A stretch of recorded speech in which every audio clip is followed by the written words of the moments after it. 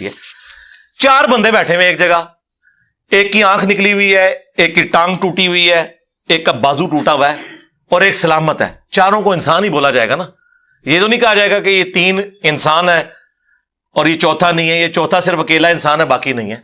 सिर्फ हम कमजोरी का जिक्र करेंगे। इसी तरीके से रफुल यदैन के साथ नमाज एक परफेक्ट नमाज है। मैंने किताबों से साबित किया है कि सुन्नी और शिया दोनों का इत्तफाक है रफुल यदैन के ऊपर। पहले रफुल यदैन के ऊपर नहीं, सिर्फ रुकू में जाते वक्त और रुकू से उठते वक्त की बात कर रहा हूं जो कंट्रोवर्शियल है। हम कभी ये नहीं कहते कि जो रफुल यदैन नहीं करता उसकी नमाज नहीं होती, ये तो हमने कभी नहीं कहा। हम ये कहते हैं कि जो लोग जूतियां भी पीली पहने, जेबों में मिसवाकें लगाए, जब रफुल यदैन की बारी आए तो कहीं सुन्नत ही है ना, छोड़ दी तो क्या हुई। और ये उनकी जुडिशरी की वर्डिंग है।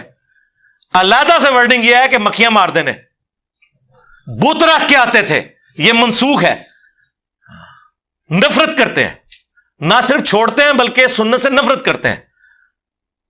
अब इनको कोई बताओ कि अब्दुल कादिर जिलानी जो है, तुम कहते हो पीराने पीर हैं, पूरी जिंदगी उस बेचारों को तो नमाज का तरीका पता ही नहीं चला, होता रफुल यदैन से पढ़ते रहे और वो अमली संत है। तुसी क्यों अनफी हो? पीर अमली ते मुरीद अनफी, एक है यार। वो कहते हैं जी एक पीर दे हो जाओ, एक है कि यानी आपके नजदीक आपके पीर की नमाज ही गलत है तो मुरीद किस गाल दे हो तुसी? उस बेचारे को पूरी जिंदगी पता ही नहीं चला नमाज का तरीका क्या था। हमारे लिए कोई दलील नहीं। अब्दुल कादिर जिलानी आज कब्र से निकले और के रफुल यदैन मंसूख हो गया, हमें कोई फर्क नहीं पड़ता। ये आपके लिए बता रहे हैं। हाँ, हमें कोई इंटरेस्ट नहीं किसी के साथ कि उनके अकीदे क्या थे।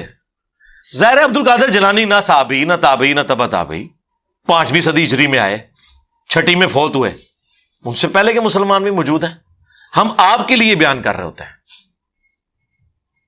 तो नमाज के ओवरऑल स्ट्रक्चर के ऊपर इजमा है, इसीलिए सुन्नी शिया के पीछे, शिया सुन्नी के पीछे, वाबी सुन्नी के पीछे, सुन्नी वाबी के पीछे नमाज पढ़ सकता है। ये नहीं होता कि एक के क्याम का वक्त है दूसरे के सजदे का वक्त आ जाए। बेसिक स्ट्रक्चर क्या है? क्याम, क्याम के बाद हर रकत में एक रुकू, रुकू के बाद सीधा खड़ा होना, फिर 2 सजदे करना, 2 सजदों के दरमियान बैठना, 2 रकतों के बाद बैठना, 4 रकतों के बाद नमाज को मुकम्मल कर देना। खुरूज बिस्सुनई ही है, चाहे वो सलाम के जरिए हो या किसी और जरिए से। यहां पे अहले सुन्नत ज्यादातर सलाम फेरते हैं और शिया नहीं फेरते।